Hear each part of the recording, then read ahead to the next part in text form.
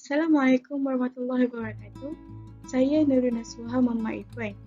Video ini akan menceritakan konsep kehidupan dan kejadian manusia menurut agama Kristian.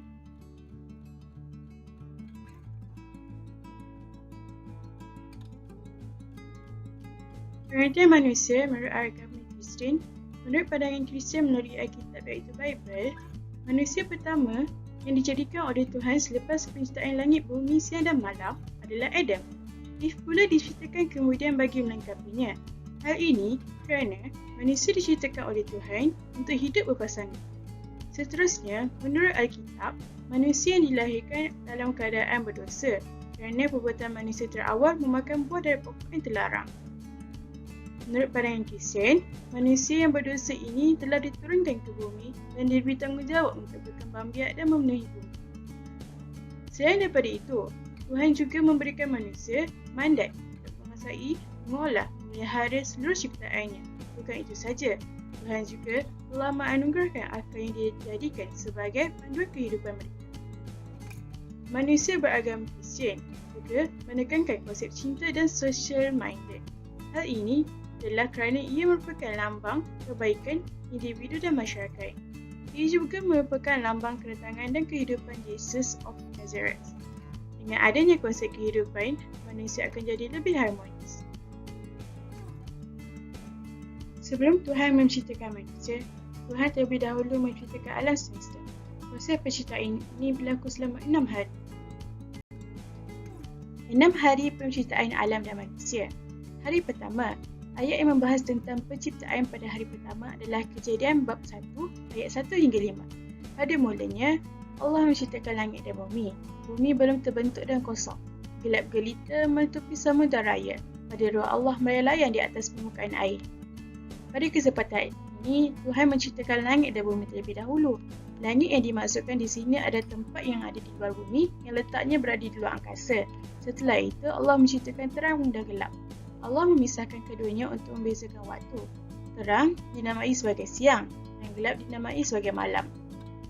Hari kedua pula, ayat yang membahas tentang penciptaan pada hari kedua adalah Kejadian bab 1 ayat 6 hingga 8.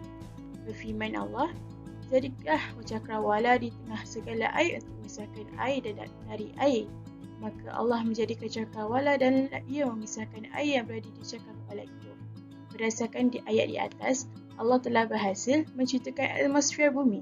Namun, Allah perlu melakukan pemisahan antara tanah dan perairan. Tujuannya untuk membagi bumi menjadi dua bahagian. Hari ketiga, ayat yang membahas tentang asal-usul manusia menurut agama Kristian pada hari ketiga adalah Kejadian bab 1 ayat 9 hingga 13. Berfirmanlah, "Hendaklah segala air yang di bawah langit berkumpul pada satu tempat sehingga kelihatan yang kering dan jadi demikian." Pada saat ini, Tuhan menciptakan benua, sungai, samudra dan lautan. Semuanya mendapatkan posisi masing-masing. Setelah itu, Tuhan menciptakan segala jenis tumbuhan. Tumbuhan tersebut boleh bertahan hidup kerana air yang ada di sungai, lautan dan lainnya. Tuhan menilai semua ini baik untuk dijadikan di atas muka bumi. Hari keempat, ayat yang membahas tentang penciptaan pada hari keempat adalah Kejadian bab 1 ayat 14 hingga 19. Berfirmanlah, "Jadilah benda-benda penerang pada cakrawala untuk memisahkan siang dan malam. Biarlah benda-benda penerang itu menjadi tanda yang menunjukkan masa-masa yang tetap dan hari-hari dan tahun-tahun." Pada hari ini, Tuhan menciptakan bintang dan bulan serta segala benda-benda di langit. Penciptaan benda-benda di langit nantinya akan membantu manusia untuk menentukan bila siang dan bila malam.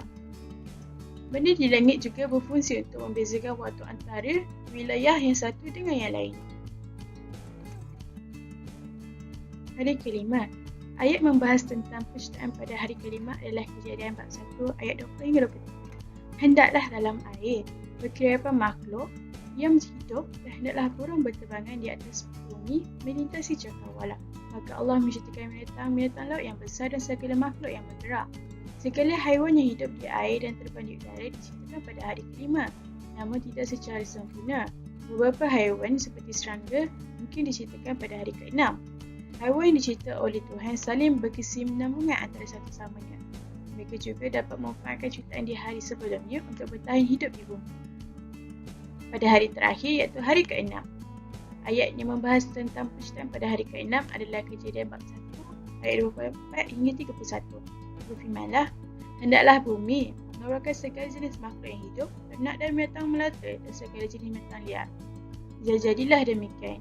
Berfirmanlah Allah, baiklah kita menjadikan manusia menurut gambar dan rupa kita, supaya mereka berkuasa atas ikan-ikan di laut dan burung-burung di udara, dan atas ternak, dan atas seluruh bumi, dan atas segala binatang melata yang ada di bumi. Maka Allah menciptakan manusia menurut gambarnya. Menurut gambar Allah diciptakan dia, lelaki-lelaki dan perempuan diciptakannya mereka. Pada hari itu, manusia diciptakan ketika bumi sudah siap dibangun. Selain manusia, segala makhluk yang boleh ada di bumi juga diciptakan pada hari ke-6. Menurut Bible, dari Timothy bab 2 ayat 3, iaitu For Adam was created first, and then Eve. Yang bermaksud, Adam adalah manusia pertama yang diciptakan, seterusnya Eve. Melalui penciptaan manusia ini, terdapat dua aspek pembentukan manusia, iaitu aspek fizikal dan aspek rohani. Pertama, aspek fizikal. Aspek fizikal ini mengatakan bahawa asas kepada penciptaan setiap makhluk Tuhan adalah daripada tanah seperti manusia. Di dalam Bible, ada menyebut bahawa Tuhan menciptakan Adam daripada debu tanah. Ini dapat dibuktikan dalam Genesis bab 2 ayat ke-7. Dan the Lord took some soil from ground and formed a man out of it. Seterusnya, dari aspek rohani pula, adalah sifat hidup dan keistimewaan ini digerakkan oleh roh sebagai pemberian Tuhan yang mulia, dan jasad manusia diciptakan untuk membentuk terus hidup.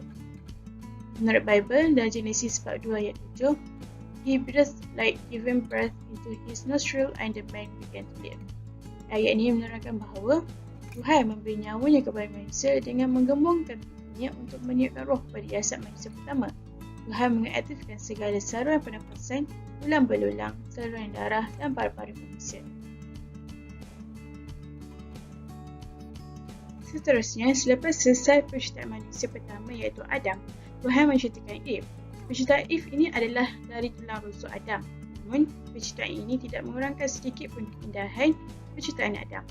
Hal ini dibuktikan dari Bible Genesis bab 2 ayat 1 hingga 22, iaitu Then the Lord God made man fall into the deep sleep, and while he was sleeping, he took out one of the man's rib and closed up the flesh. He formed a woman out of the rib and brought her to him. Tahukah anda, menurut paradigma Kristian, penciptaan manusia pertama iaitu Adam ada dua, iaitu Adam pertama dan Adam akhir. Perkara ini berlaku kerana Adam pertama telah melakukan dosa dengan melanggar perintah Tuhan. Hal ini dibuktikan dari kitab Bible iaitu Roma bab 5 ayat 12. Therefore, just as sin entered the world through one man, and death through sin, and in this way death came to all people, because all sin. Ayat ini menerangkan bahawa dosa ini mengalir ke seluruh keturunan manusia dan dosa itu menjadi warisan atau disebut sebagai original sin. Setelah itu, Tuhan menciptakan pula Adam akhir. Adam ini adalah Adam yang sempurna yang boleh dikorbankan untuk menebus dosa. Tuhan telah menurunkan dirinya ke bumi sebagai manusia biasa, iaitu Yesus sebagai Tuhan yang Maha Agung. Telah dilahirkan daripada seorang perempuan. Persaliban Yesus adalah lambang pengorbanan suci untuk melepaskan manusia dari dosa warisan tersebut. Tujuan penciptaan manusia.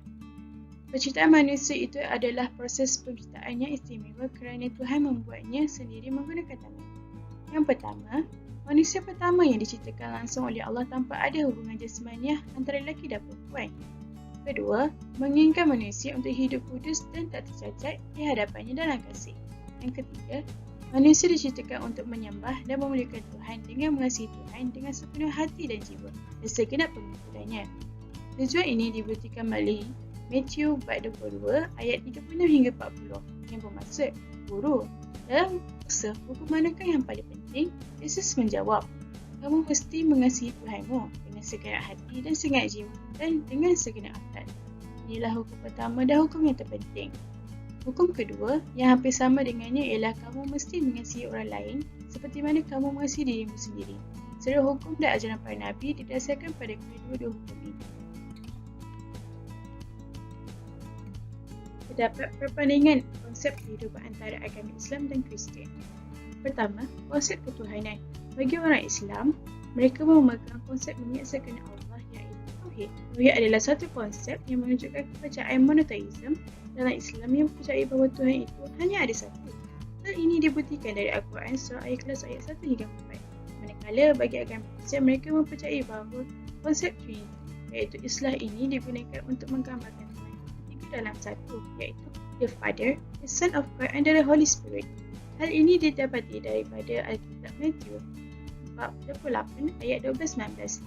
Konsep Trinity ini membawa maksud bahawa Tuhan itu mempunyai anak iaitu Jesus untuk mereka menyembah lebih dari satu Tuhan. Seterusnya, antara tujuan utama manusia diciptakan adalah menurut agama Islam. Manusia diciptakan sebagai hamba Allah dengan taat kepada segala perintah. Hal ini disebut dalam surah Az-Zariyat ayat 56. Aku tidak menciptakan jin dan manusia agar mereka beribadah kepada. Selain itu, manusia diciptakan sebagai khalifah dan pemimpin di muka bumi. Hal ini merujuk pada surah Al-Baqarah ayat 30 bermaksud ingatlah ketika Tuhan berfirman kepada para malaikat, sesungguhnya aku hendak menjadikan seorang khalifah di muka bumi ini. Manakala menurut agama Kristian pula adalah salvation.